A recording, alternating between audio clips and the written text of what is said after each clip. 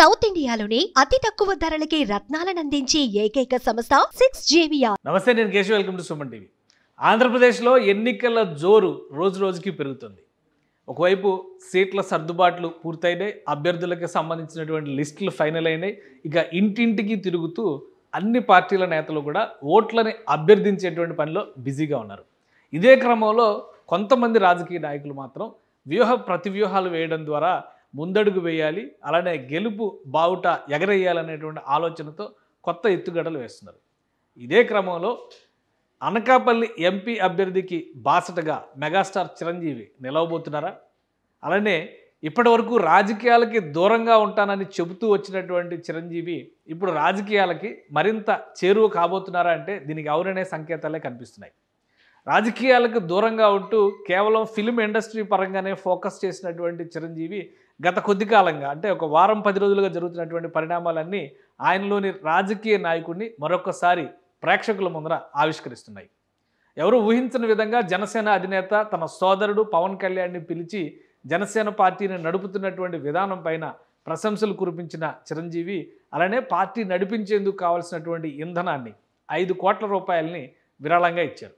అదే క్రమంలో తను ఆశించినటువంటి లక్ష్యానికి చేరువ కావాలనేటువంటి ఆకాంక్షను కూడా వ్యక్తపరిచారు. చిరంజీవి తీసుకున్నటువంటి ఈ నిర్ణయంతో సినిమా పరిశ్రమలో కూడా అనేక మంది గొంతు విప్పడం మొదలుపెట్టారు. ఈ క్రమంలోనే జనసేన పార్టీకి, ముఖ్యంగా ఎన్డీఏ కూటమికి మద్దతుగా నిలుస్తున్న వారి సంఖ్య రోజు రోజుకు పెరుగుతోంది. ఇదే సమయంలో అనకాపల్లి ఎంపీ అభ్యర్థిగా కూటమి తరపున పోటీ చేస్తున్నటువంటి సీఎం రమేష్ ఒక ఎత్తుగడ వేశారు. చిరంజీవి మద్దతు కోరుతూ ఆయన కలిశారు. చిరంజీవి ఆయనకి ఏం చెప్పారు? గతంలో రాజ్యసభలో ఇద్దరు సహచరులుగా మెలిగినటువంటి నేపథ్యంలో ఎటువంటి భరోసా ఇచ్చారు, ఏ విధమైనటువంటి అంశాలు చర్చించారనేది ఇప్పుడు ఆసక్తికరంగా మారింది. వీరి భేటీకి సంబంధించినటువంటి దృశ్యాలు కూడా రిలీజ్ అయ్యాయి. ముఖ్యంగా సీఎం రమేష్ దీనికి సంబంధించినటువంటి ప్రకటనను కూడా రిలీజ్ చేశారు. ఆయన చెప్పేటువంటి క్రమంలో, అంటే పార్టీ పరంగానే కాకుండా చిరంజీవి తనకు మిత్రుడిగా కూడా చాలా సన్నిహితుడని, అదే ఉద్దేశంతో తాను మద్దతు కోరినట్టుగా సీఎం రమేష్ చెప్తున్నారు. మద్దతు ఇవ్వడంతో పాటు ప్రజలకు మంచి చేసే వాళ్ళతో తాను ఎప్పుడు అండగా ఉంటానంటూ చిరంజీవి భరోసా ఇచ్చారని, ప్రచారానికి రావాల్సిందిగా కూడా సీఎం రమేష్ ఆహ్వానించినట్టుగా చెప్పారు. అయితే పరిస్థితులను బట్టి ఆలోచిద్దామని దాట వేసినట్టుగా చెప్తున్నారు. సో ఇప్పుడు అనూహ్యంగా ఎవరు ఊహించని విధంగా రాజకీయాల్లో, ఏపీ రాజకీయాల్లో నేరుగా చిరంజీవి నిలబడకపోయినప్పటికీ చిరంజీవి ఎటువైపు చేయి చూపుతారు అనేటువంటి ఆలోచన రాజకీయ పార్టీల్లో కూడా ఒక ఆసక్తికరంగా మారినటువంటి అంశం. జనసేన, టీడీపీ, బీజేపీ కలిసి పోటీ చేస్తున్నటువంటి కూటమికి జాతీయ స్థాయిలో కూడా చిరంజీవి మద్దతు ఉంటుందనేటువంటి అభిప్రాయాన్ని ఆయన సన్నిహితులు వ్యక్తం చేస్తున్నారు. ముఖ్యంగా మరొకసారి నరేంద్ర మోడీ ప్రభుత్వం కనుక ఏర్పడితే కేంద్రంలో దేశం మరింత పటిష్ట స్థితిలోకి వెళుతుంది, ఆర్థికంగా బలపడుతుంది అనేటువంటి భావంతో చిరంజీవి ఉన్నట్టుగా చెప్తున్నారు. సో వీరిద్దరి భేటీలో జరిగినటువంటి అంశాలకు సంబంధించి కూడా ఒక చిన్న పాయింట్.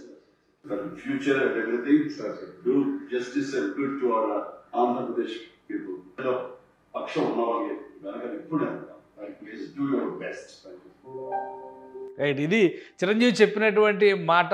సీఎం రమేష్ని కలిసినటువంటి సందర్భంలో తనకి అండగా నిలవాలని కోరిన తర్వాత చిరంజీవి సూటిగా ఆయనకు చెప్పింది ఆల్ ద బెస్ట్ చెప్పారు. అలానే ఫ్యూచర్లో కూడా మంచి పనులు చేయాలని చెప్పారు. ఇంకొక వైపు నుంచి ప్రజలతో కలిసి ఉండేటువంటి నాయకులకి తాను ఎప్పుడు అండగా ఉంటాననేటువంటి మాట చిరంజీవి చెప్పారు. సో ఈ అంశాలను దృష్టిలో పెట్టుకొని సీఎం రమేష్ అనకాపల్లిలో, ముఖ్యంగా అనకాపల్లి అసెంబ్లీ స్థానానికి జనసేన పార్టీ అభ్యర్థి నిలబెట్టింది. అనకాపల్లి లోక్సభ స్థానానికి సీఎం రమేష్ బీజేపీ అభ్యర్థిగా బరిలో దిగారు.